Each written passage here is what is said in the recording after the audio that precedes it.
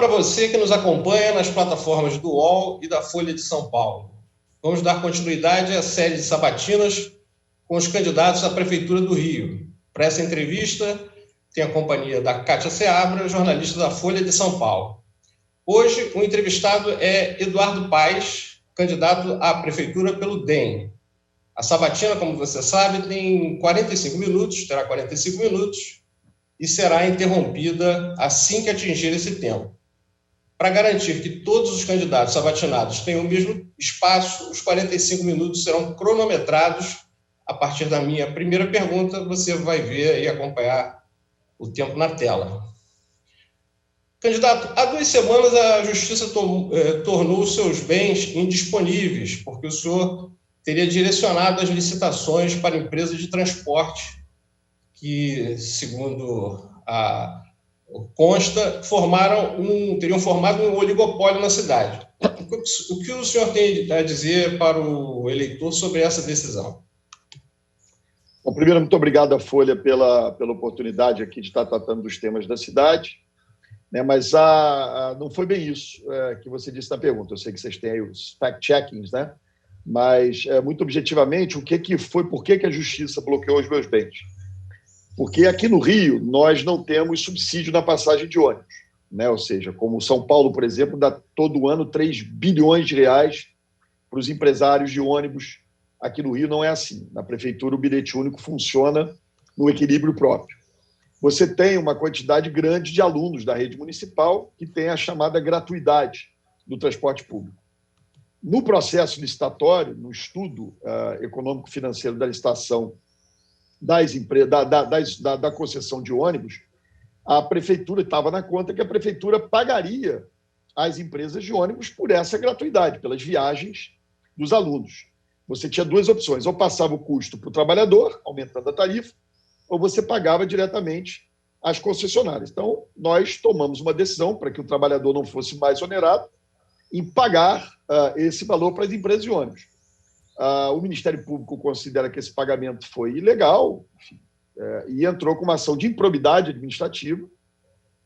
E o tema específico dessa ação de improbidade administrativa, eles até falam en passant de problemas na licitação, mas o que leva ao bloqueio de bens foi esses valores pagos às empresas de ônibus pela gratuidade das crianças, né? Nós entendemos que era legal e que era correto, né? Porque não é justo onerar o trabalhador por uma suposta gratuidade que você dá para as crianças do município. Essa foi a razão. Eu tenho certeza que, enfim, essa decisão vai ser derrubada. Nós já estamos contestando. Infelizmente, quando você passa pelo governo, essa não é a primeira vez que meus bens são bloqueados. Eu já tive bens bloqueados por causa do campo de golfe olímpico, que hoje já ganhei ação, em última instância, mas, obviamente, só saiu a notícia do bloqueio de bens.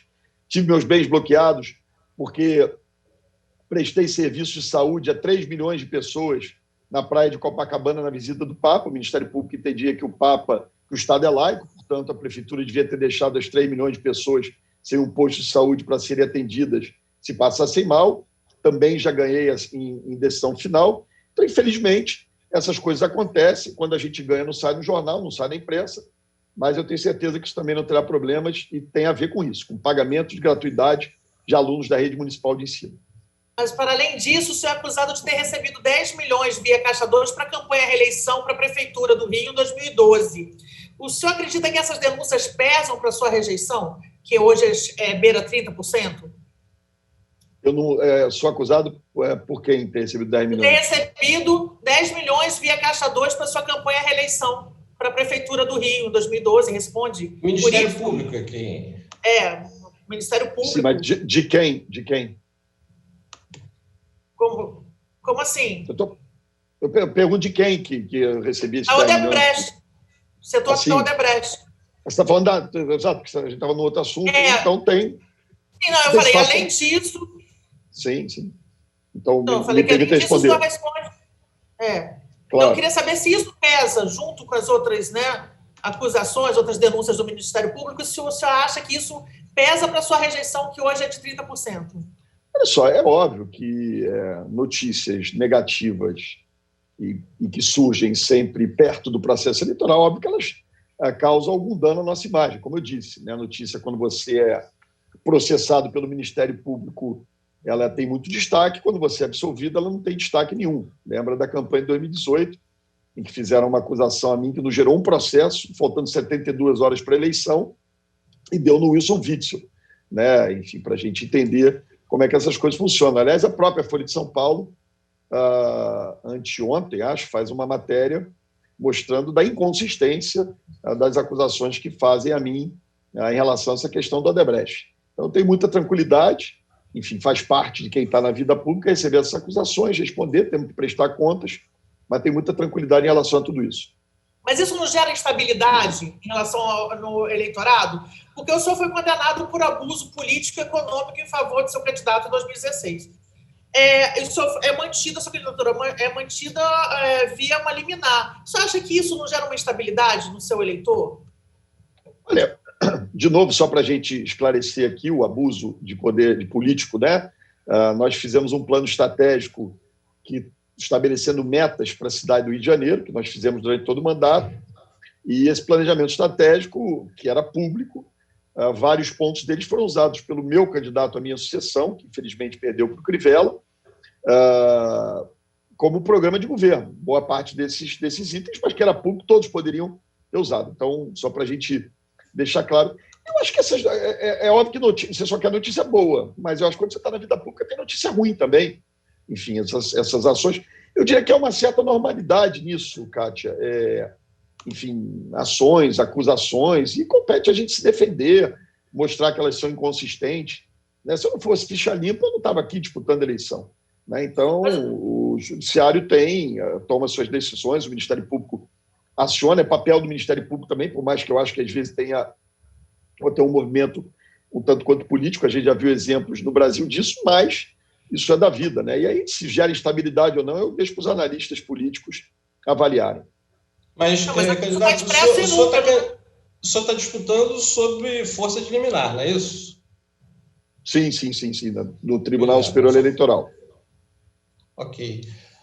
Candidato, o prefeito atual, Marcelo Crivella, comprou uma briga e tanto com a linha amarela por conta de lucros indevidos que a concessionária da Via tem, que seriam da ordem de 1,6 bilhão de reais.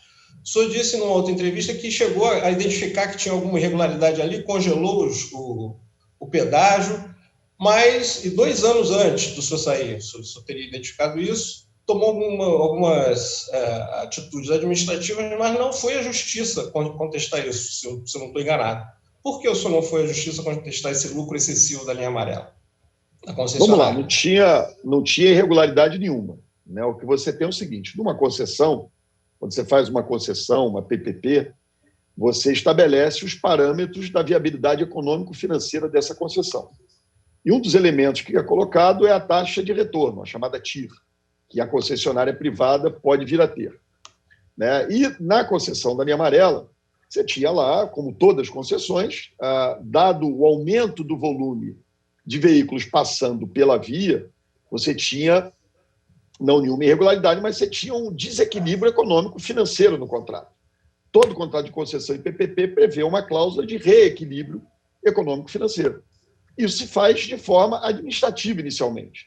E foi o que nós iniciamos. Em 2015, nós iniciamos um processo administrativo, um processo de negociação, é assim que se faz, respeitando as regras contratuais, buscando reequilíbrio econômico-financeiro. A Lanza não aceitava isso, a linha amarela não aceitava isso. Eu suspendi os aumentos, os reajustes dados, teriam que ser dados em 2015 e 2016. Inclusive, o tempo, os reajustes dados do meu governo foram iguais à inflação, do Crivella foi o dobro da inflação, e ele tomou uma atitude correta, provavelmente deve ter tentado prosseguir nessa discussão do reequilíbrio econômico-financeiro. Ele tomou uma atitude correta ao ir para a Justiça e obteve uma vitória. Acho que o município agora vai negociar numa posição de força com a linha amarela, ou fazendo a encampação, indenizando a empresa, ou buscando manter a concessão, mas reduzindo bastante o preço do pedágio para uma coisa só, manter o reequilíbrio, manter o equilíbrio econômico-financeiro do contrato. Tudo isso é previsto nas regras contratuais. O presidente Jair Bolsonaro disse que o senhor é um bom administrador, e o senhor comemorou esse elogio numa atividade de campanha. Como o senhor lida com a hipótese de ser o candidato da extrema-direita bolsonarista aqui no Rio, num eventual segundo turno contra uma adversária de um partido de esquerda. É uma reviravolta na sua estratégia, que contava com os votos da esquerda no segundo turno? Olha só, eu não comemorei, eu comemoro qualquer elogio que fazem a mim, né? Então, agradeço o reconhecimento e o elogio do presidente Bolsonaro, como agradeceria e comemoraria de qualquer eleitor do Rio de Janeiro. Então, eu quero os votos dos cariocas, se eles são de extrema-direita, extrema-esquerda, de centro, de meio, de fim. Eu acho que essa é uma discussão sobre a cidade do Rio de Janeiro. Eu não me ancoro em nenhuma candidatura presidencial, né? Aqui no Rio nós temos a candidata do Ciro, a candidata do Lula, o candidato do Bolsonaro, o candidato da Marina, e tem o candidato do Rio, que sou eu. Mas no segundo turno o senhor pode vir a ter o apoio explícito do presidente, já que existe a hipótese de o senhor ter como adversária a Marta Rocha, que é do PDT. É isso, né? Então o senhor... Eu não procurei o apoio do presidente Bolsonaro, do presidente Lula, do Ciro Gomes, da Marina Silva no primeiro turno e vou continuar sem procurar no segundo turno. Eu, no segundo turno, vou continuar disputando como Eduardo Paes e quero o voto de todos os eleitores do Bolsonaro, do Lula, da Marina e do Ciro Gomes. Agora, como é que o senhor se define ideologicamente, candidato? Eu acho que eu sou tantos caminhos assim. Não tem tantos caminhos, tem um caminho só aqui no caso da eleição. Quem estão dando vários caminhos são vocês. O meu caminho é o caminho de defender a minha cidade e de governar para o Rio de Janeiro. Eu acho que eu sou um político de centro, né, com algumas posições mais progressistas em determinados campos, enfim, como um cara de centro-esquerda, e em outros campos, por exemplo, em algumas medidas econômicas, um cara mais de centro-direita. Eu considero um político de centro com uma certa dose de pragmatismo que eu acho que é fundamental para quem quer administrar uma cidade. Portanto, é dessa maneira que eu vou me apresentar, como Eduardo Paes, candidato a prefeito do Rio para cuidar do Rio de Janeiro. Agora, a candidata do PT, a delegada Marta Rocha, do PDT, eu falei PDT, o chama de covarde por ter levado à TV ataques a ela sem identificação clara de origem. A sua propaganda diz, por exemplo, que o Rio não merece um novo Witzel. O senhor poderia, por favor, fazer essas críticas agora publicamente a ela? Porque quando o senhor aparece na propaganda é mais leve, mas tem uma campanha que aparece em preto, que faz severas acusações a ela. Né? Olha, de verdade, a campanha eleitoral, tem uma parte aqui que sou eu fazendo, e tem lá um pessoal que produz a peça de televisão, enfim, com as suas estratégias políticas. Todos os candidatos têm que ser apresentados com a sua história, com a sua vida, como eu sou permanentemente, né? Então, a gente vai apresentando. Acho que a estratégia do pessoal da comunicação da campanha é apresentar os candidatos. Eu trato de mim, apresento a mim e deixo que a campanha apresente os outros candidatos. Todos nós, eu disse isso aqui no início, temos que prestar contas da nossa vida pública, da nossa história. Enfim, essas coisas se constroem ao longo de uma vida. Então, é importante que a população conheça todos os candidatos. Mas o senhor não autoriza essa campanha quando ela vai ao ar? O senhor chega, não autoriza, ela não é submetida ao senhor? Então, o senhor acha que a Marta Rocha tem que apresentar a cara dela? Especificamente, eu não vejo, não fico vendo, para ser honesto, eu nem vejo a propaganda eleitoral, nem a minha, nem a dos outros.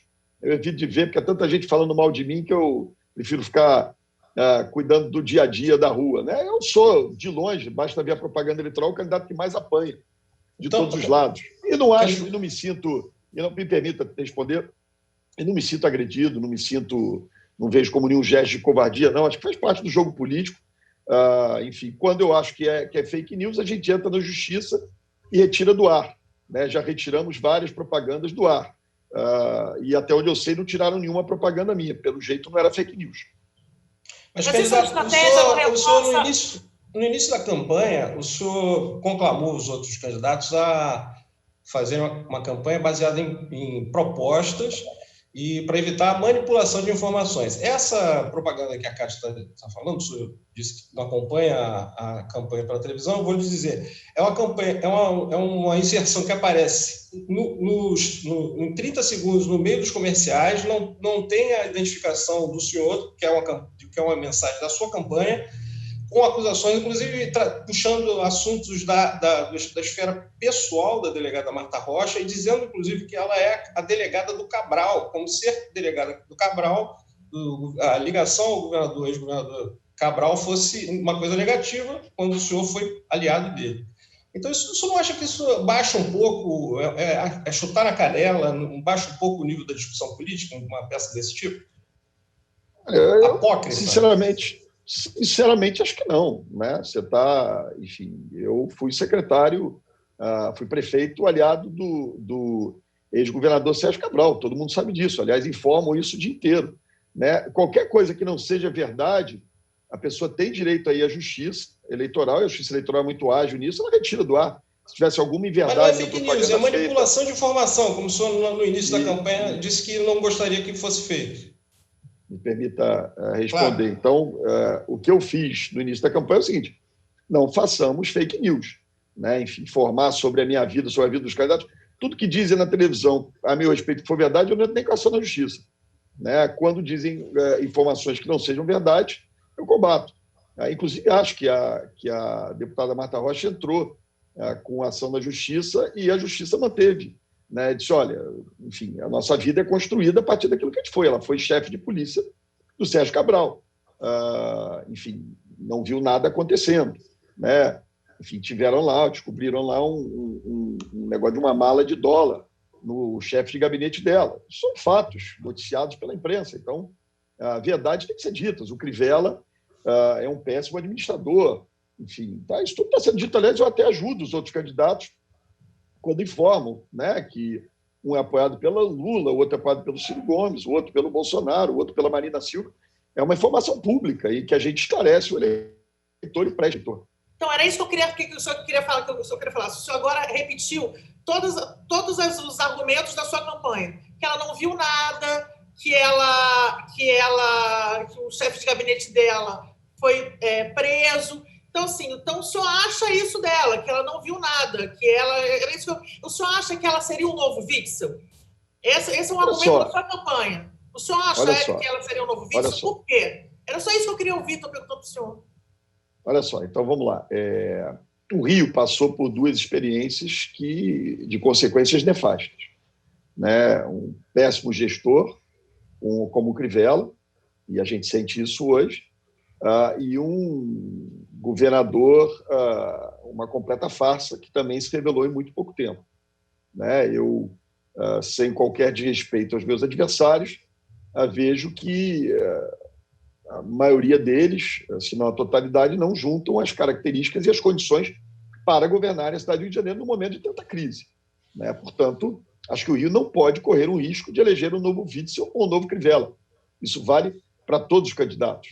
Né? Então, vale para a candidata Benedita da Silva, vale para a candidata Marta Rocha, vale para o candidato Bandeira de Mello.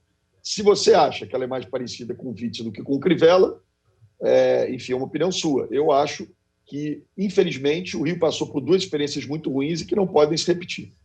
Mas o senhor está lançando dúvidas sobre a consistência dela. Por exemplo, na TV Bandeirantes, o senhor chegou a insinuar que talvez ela não estivesse acompanhando o seu raciocínio, o que acabou causando uma reação dela mais agressiva, inclusive. Essa estratégia não acaba reforçando o argumento, a tese dela, de que o senhor tem medo, que o senhor vê como uma ameaça, que o senhor vai perder dela no segundo turno? Isso é o povo que decide, não sou eu. Mas a sua estratégia está voltada desde o início para questionar a consistência dela. A minha estratégia está voltada no novo Witzel. A minha estratégia desde o início está voltada para apresentar propostas para a cidade e tecer esclarecimentos sobre vários candidatos. Eu falo muito mais mal do Crivella do que eu falo dela. Né? Então, não tem nenhuma fixação com ninguém, não. Estamos discutindo a cidade e avançando. Candidato, eu vou fazer para o senhor agora uma pergunta que foi formulada pela agência Lupa. Os seus adversários criticam a gestão das organizações sociais na área da saúde. Esse modelo foi adotado durante a sua administração. O governo Crivella diz que instalou uma comissão técnica de avaliação que revisou rubricas administrativas, mas as OS ainda controlam parte da saúde municipal. Em documento registrado no TSE, o candidato diz que irá recuperar e restaurar serviços públicos como a saúde. Quais são os seus planos para as OS?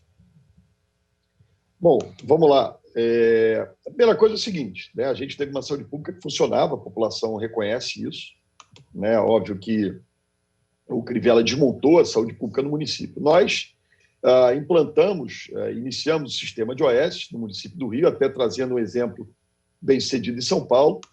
E, de fato, como nós fizemos uma ampliação muito grande, principalmente da rede de atenção básica, com as clínicas da família, chegamos a 4,5 milhões de cariocas, 70% da população, que o Crivella reduziu para 40%, né? Nós precisávamos expandir muito, expandindo muito esse serviço, a gente precisava das OS para isso. Mas, em determinado momento, eu mesmo percebi que começaram a surgir empresas privadas travestidas de OS. Então, nós criamos a Rio Saúde, que é uma OS pública, uma empresa pública, para que ela gradualmente fosse assumindo parte desse serviço das OS. Então, enfim, a Rio Saúde é uma criação também no meu governo, que eu acho que deve ter um papel de protagonismo, que já tinha começado no meu governo, e que deve avançar num eventual próximo governo. Eu não acho que o problema são as OS. O problema é a corrupção. Não houve... claro, você pode ter tido um problema aqui e acolá com a OS do meu governo, mas esse esquema, esses escândalos todos se deram no governo do Estado, no governo anterior e no atual governo do Estado. Na Prefeitura do Rio de Janeiro, de novo, você tem problemas aqui e acolá, mas nenhum grande esquema, descoberto e tal. Então, isso pode ser graduado, as OS podem, especificamente em algumas áreas, continuar funcionando, mas nós vamos investir basicamente na Rio Saúde, criada também na minha administração. O senhor já disse que hoje o senhor não construiria a ciclovia da Niemeyer e tem feito esclarecimentos na campanha, na TV, na propaganda, sobre os esclarecimentos sobre gestos seus e medidas adotadas, que alguns até soam com um pedido de desculpa. Qual é o seu maior arrependimento político, administrativo? Olha, Kátia, eu estou há 28 anos na vida pública, né? Aliás, quando nós nos conhecemos, você era uma repórter quase uma menina nova, apesar de que você continuou muito bem, muito mas nova, ainda muito jovem. Ainda é. Eu comecei a falar, fiquei sem graça aqui agora, eu vi que eu estava quase perdendo aqui mas, enfim, vocês continuam muito bem, mas eu também era um menino novo. Então, eu estou há 28 anos sobre as luzes e os holofotes da vida pública. E é óbvio que você, num período desse, você comete erros, né? E, principalmente quando você é prefeito de uma cidade complexa como o Rio. Acho que acertamos muito mais do que erramos. Então, eu não tenho compromisso com o erro, né? Eu tenho dito sempre, eu acho que o meu melhor governo ainda está por vir, porque, obviamente, tem aqui uma pessoa com mais conhecimento, mais madura, enfim, que vai ter mais condições de dar os resultados que a cidade precisa. Então, a ciclovia da Niemeyer foi um erro político. Eu nunca neguei minhas responsabilidades políticas, eu não sou projetista, não entendo nada de engenharia, mas eu era o prefeito à época. Então, portanto, a decisão política, a responsabilidade política da construção da ciclovia da Niemeyer é minha, mas acho que acertamos muito mais do que erramos. Agora, o senhor se arrepende, por exemplo, de ter insistido na candidatura do deputado Pedro Paulo, que à época respondia a um processo da mulher sob acusação de ter agredido a ex-mulher? O senhor se arrepende disso? Dessa decisão de ter insistido? Não, porque ele foi inocentado, né? A gente não pode condenar as pessoas que foram inocentadas. Eu coloquei o melhor quadro para administrar a cidade e acho que hoje se confirma que eu estava certo, né? Espero que a gente não tenha nenhum outro Crivella e nenhum novo Witzel.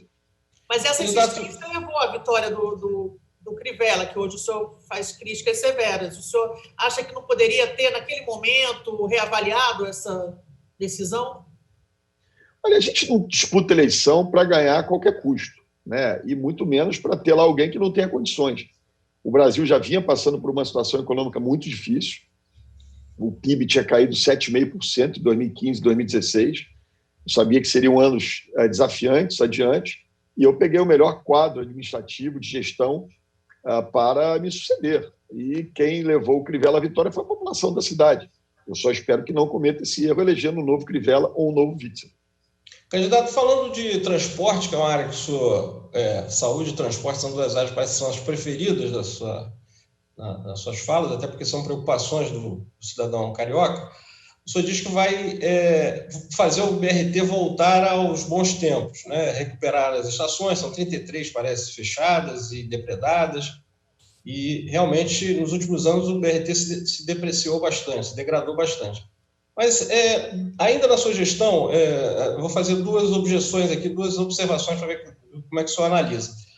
O BRT foi instalado num piso, e eu já vi o senhor comentando sobre isso, um piso que me parece adequado para o peso dos ônibus, tanto que se depreciou rapidamente, foram verificados vários buracos na pista e tal, alguns causando até pneus que soltavam e tal. E uma outra coisa é a seguinte: o BRT, que foi feito para otimizar a mobilidade, ele ficou superlotado muito rapidamente. Logo depois das Olimpíadas, ele já estava circulando com passageiros saindo pelo ladrão.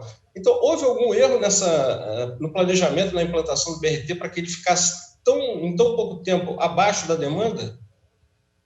Vamos lá. Primeiro, em relação ao piso, você tem razão, né? A Transoeste, que foi o primeiro BRT que nós fizemos, e aí é importante dizer a data até para responder a sua segunda pergunta, em 2012, né? Eu acho que a solução de engenharia apontada foi equivocada, né? Tanto que nos outros BRTs, Transolímpica, Transcarioca e na própria Transbrasil, que não ficou pronto até hoje, nós fizemos piso de concreto. Então, e no próprio trecho inicial, trecho zero, que a gente chama da Transoeste, já fizemos piso de concreto. Então, esse foi um erro de projeto. Em relação a você dizendo que os BRTs ficaram lotados logo após as Olimpíadas, a Transoeste já funcionava há 4 anos, funcionava muito bem. A Transcarioca já funcionava há 2 anos e funcionava muito bem. Os BRTs ficaram lotados depois das Olimpíadas, porque depois das Olimpíadas veio logo o governo Crivella, que abandonou por completo os BRTs, passou a não exigir mais das empresas a utilização, a disponibilidade adequada de ônibus, e o abandono completo das estações, de todo o sistema, né? Eu tenho certeza que a gente consegue consertar isso muito rapidamente. O senhor levantou os custos de quanto o município tem que gastar, ou terá que gastar para fazer o BRT voltar a funcionar na plenitude? Nada. Como assim? Explique. A responsabilidade das estações e dos ônibus é da concessionária privada. Ela é que tem que manter as estações, ela é que tem que ter os ônibus funcionando, né? Você pode ter que ajeitar alguma coisa na pista da Transoeste, mas o resto é responsabilidade total da concessionária privada. Isso que me causa estranheza, né? Não sei por que é que a prefeitura não exige da concessionária privada a adequada manutenção dos ônibus e das estações. Não é a responsabilidade da prefeitura. É uma concessão pública, a responsabilidade deles, não custa nada. Vamos fazer eles cumprirem. Senão, perde a concessão, licita-se de novo. Você acha que o Crivella está sendo leniente nessa... Enfim, acho que sim, né? Incompetente, leniente, essas coisas do Crivella, né? Mas é isso, é uma obrigação da concessionária. Eu confesso que eu não consigo entender como é que pode ter tanta estação fechada, depredada, abandonada, os ônibus no estado que estão, uma quantidade menor de ônibus do que tem que ter para que a operação seja adequada, para que você não tenha superlotação. Isso tudo é papel do poder concedente, fiscalizar. Então, não tem custo nenhum para a prefeitura simplesmente fazer valer o contrato estabelecido com a concessionária.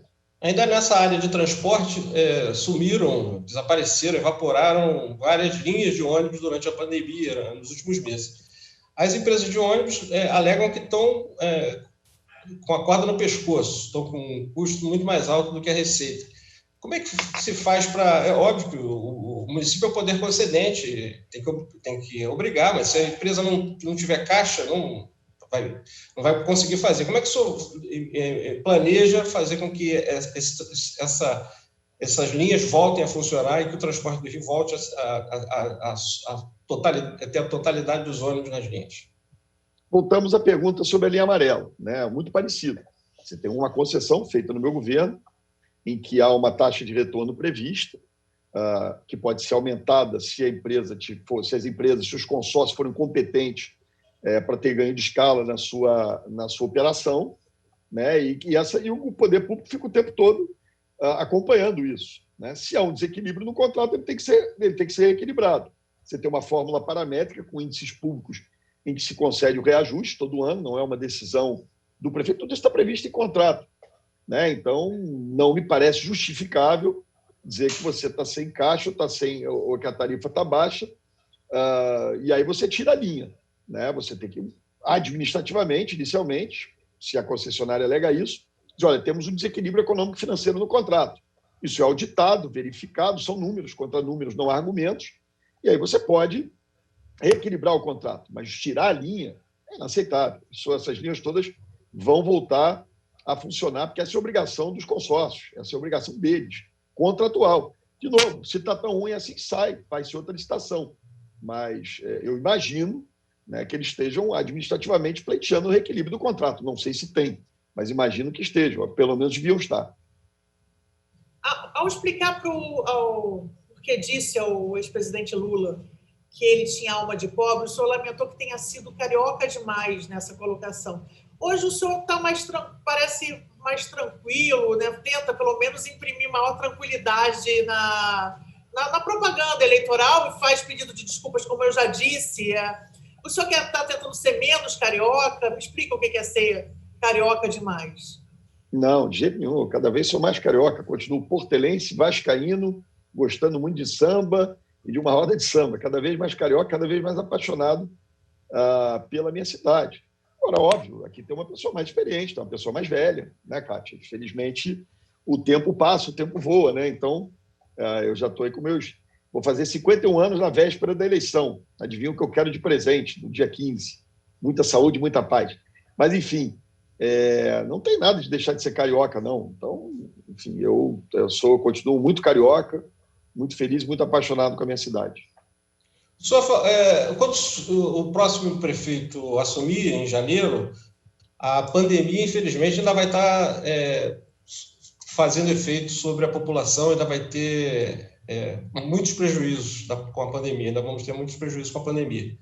O senhor é a favor de uma vacina obrigatória, se ela já estiver disponível quando o senhor assumir? Sou totalmente a favor. Chinesa, japonesa, russa, alemã, americana. Obrigatória. Não importa de que nacionalidade, sim, claro. Não tem jeito, tem que fazer.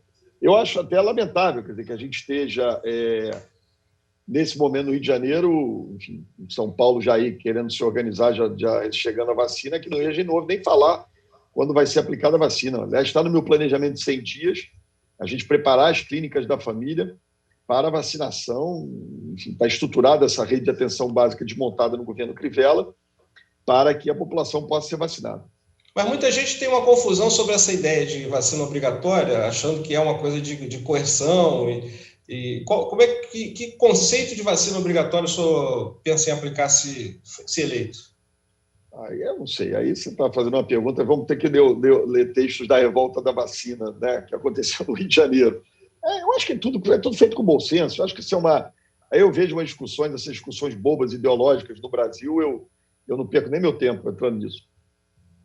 O senhor, sobre questão ideológica, o seu amigo, o presidente da Câmara, Rodrigo Maia, ele é um dos principais alvos do bolsonarismo nas redes sociais. Qual vai ser o papel dele no seu governo? Olha, enfim, ele é deputado federal, como você disse, meu amigo, uma pessoa que eu adoro, respeito muito, acho que faz um trabalho excepcional. Enfim, ele não me pediu para ser secretário. Se ele quiser, ele vai até ser. Enfim, terá o papel que ele desejar. Uma figura que eu admiro, tenho uma ótima relação pessoal e acho que faz um incrível trabalho em Brasília. Se o senhor chegar no segundo turno, como apontam as pesquisas, quem é o primeiro político, a primeira corrente política que o senhor vai procurar? Nenhuma. Né? Eu vou continuar falando. Não vai pedir apoio de partido nenhum para o segundo turno, de adversário nenhum? Não. Eu acho que a gente tem que... Kátia, é o seguinte, quem vai governar é o prefeito eleito. Né? Eu acho meio... Você lembra do Witzel em 2017? Né? O amigão do Bolsonaro, eu falei com o Flávio Bolsonaro, falei com o Bolsonaro, o que deu? Esses caras, em geral, eles têm um problema que é meio freudiano na minha análise. Eles têm um problema de baixa autoestima quando se elegem com essas bengalas, com esses padrinhos, aí depois se revoltam, ficam cheios de problema. Tratar do Rio, eu quero o voto dos eleitores de todos que saírem. Né? Se eu for para o segundo turno, eu quero o voto de todos aqueles que não estiverem no segundo turno. Se puderem vir para mim, eu vou agradecer. Né? Vou buscar o eleitor de todos os candidatos, enfim, de todas as linhas políticas, porque eu acho que a discussão é sobre a cidade. Então, agora, não vou ficar com essa história, essa chatinha. Eu sou o candidato do Bolsonaro, sou o candidato do Lula, sou o candidato do Ciro. Eu não quero coronel nenhum aqui atrás de mim. Né? Não quero. Quem vai governar sou eu. Oi? Desculpa, o senhor acha uma chatice essa vinculação partidária? Não acho uma chatice. Eu acho que é o seguinte, quer dizer, quem vai governar a cidade é o prefeito. Né? Então, assim, não é o presidente da República, o candidato a presidente. Aliás, eu acho absurdo a gente está aqui querendo tratar de eleição presidencial quando a gente está disputando a Prefeitura do Rio. né, promover candidato a presidente, eu quero discutir a minha cidade, eu quero tratar dos problemas dos cariocas. Então, e quem vai governar sou eu já fui prefeito 8 anos. Desculpa aqui, pode parecer meio autoritário, quem vai mandar sou eu no meu governo.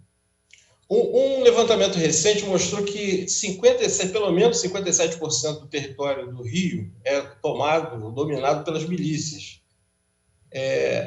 Isso, algumas vezes, dificulta até a prestação de serviço público para os cariocas. Como é que o senhor acha que a prefeitura pode atuar nessa área, apesar de a segurança pública ser uma questão mais de Estado, né? Mas, de qualquer forma, os serviços públicos municipais vão ter que lidar com esse problema nessas áreas. Como é que o senhor pensa esse problema? Olha, eu acho que o principal papel da prefeitura aí é estancar a atividade econômica dessas organizações criminosas, né? Vou dar 2 exemplos aqui. Um conhecido nacionalmente, o caso da Muzema, né, onde caiu aquele prédio.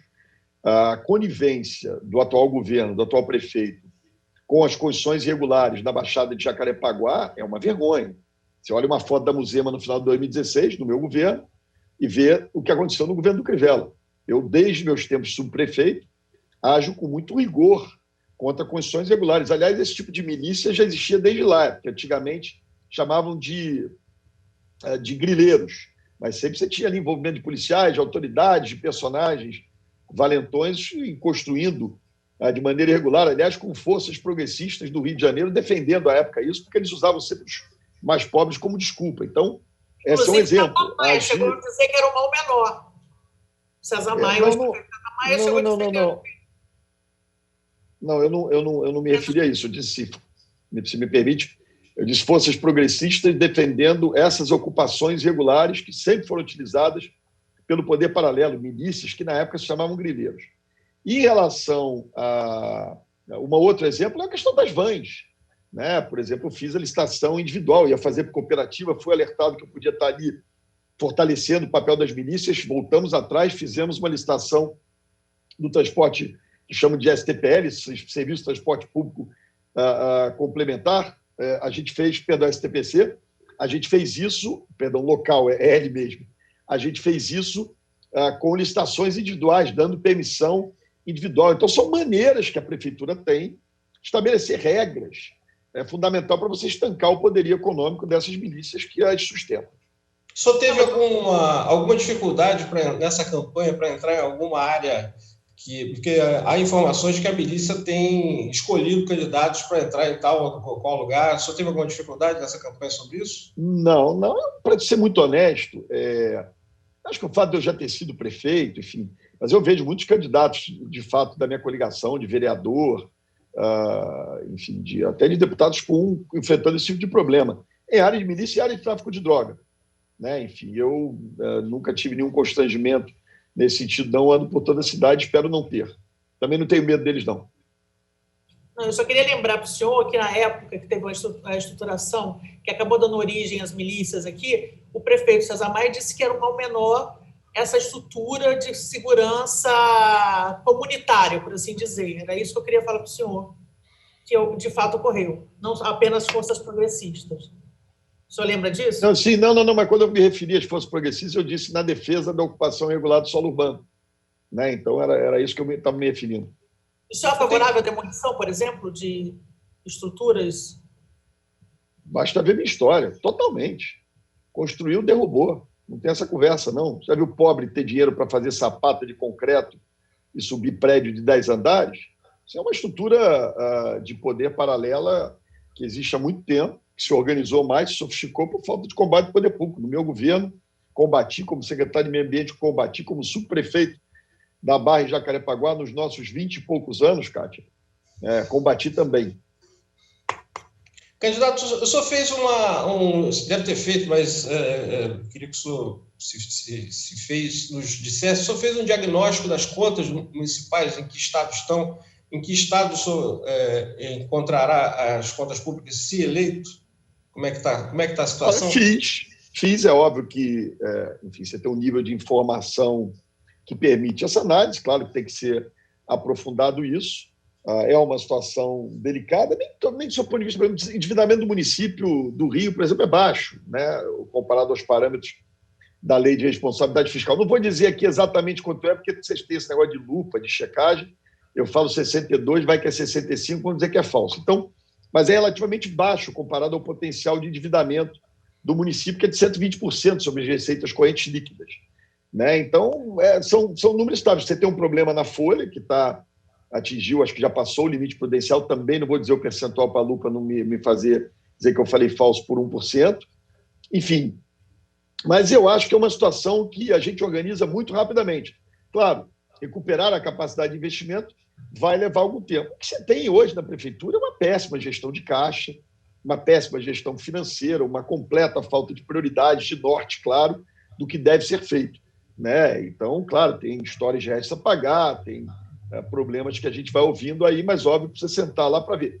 Vai exigir muita capacidade e conhecimento para se organizar essas contas da prefeitura. Uma das suas propostas é recompor as equipes da saúde, né? Da clínica da família e de outras unidades. Quer dizer, o senhor acabou de dizer que um dos problemas é o gasto com o pessoal. Como é que se faz essa mágica com esses problemas de caixa, conseguir recompor essas equipes da saúde? Olha, primeiro, eu já fiz. Né? Então, você tem que equilibrar as contas da prefeitura para permitir que você tenha essas equipes de saúde da família, que são a absoluta prioridade do meu governo, né, recompostas. É o que eu disse aqui, estabeleça prioridade. Quando você sabe o que você quer, quando você tem capacidade de gestão, quando você conhece a prefeitura, você estabelece a prioridade e executa a prioridade. Né? Eu te afirmo que hoje tem um monte de empregado em cargo e comissão, entre eles os guardiões do Crivella, que, devidamente exonerados, permitirão a abertura de espaço e de margem para a contratação de equipe de saúde da família, de profissionais médicos, de enfermeiros, de técnicos de enfermagem. Então, nós vamos estabelecer prioridade. Prioridade é a saúde? Então, cargos em comissão, gente empregada na Conlub, gente empregada não sei aonde, vai todo mundo para casa para a gente poder contratar a equipe de saúde da família.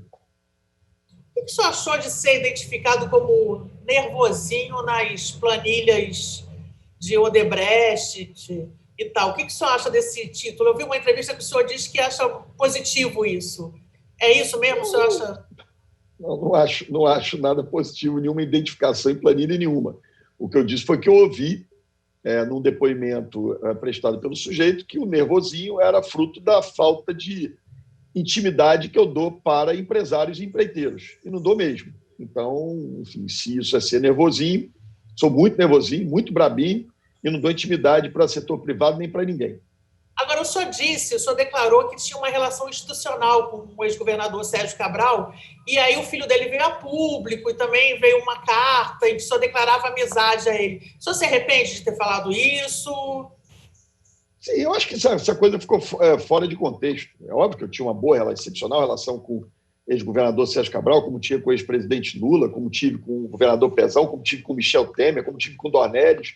Enfim, pessoas que eu me dava bem, e como votei com o presidente Bolsonaro, como votei com o governador Cláudio Castro. Claro que você pode se aproximar mais. Então, acho que isso ficou fora de contexto, entendo. Eu acho que a gente não tem que ficar... o governador Sérgio Cabral está pagando pelos erros dele, enfim, não quero aqui ficar tripudiando, e entendo a postura do Marco Antônio e é compreensível, não tem nenhum problema, não. Candidato, se o senhor for eleito, o carnaval de rua no próximo ano, a gente não vai ter, não é isso? É o que, assim, o do Sambódromo... Se a medicina... como eu continuo carioca, eu estou doido que tenha carnaval de rua, carnaval de Sambódromo, mas se a medicina disser que não pode ter, não pode ter. Né? Acho que já há, inclusive, uma decisão das escolas de samba, dos próprios blocos, né, de que não deve ter.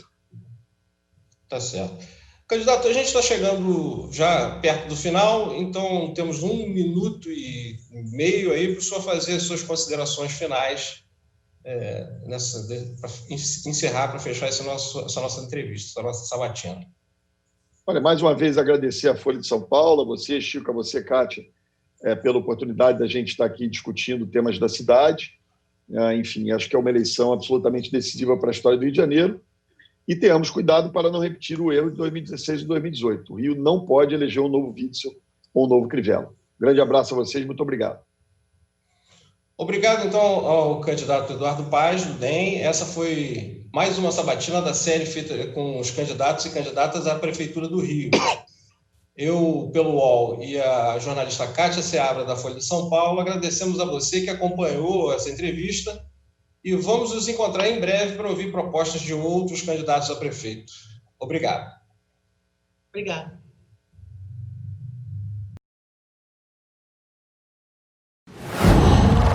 UOL.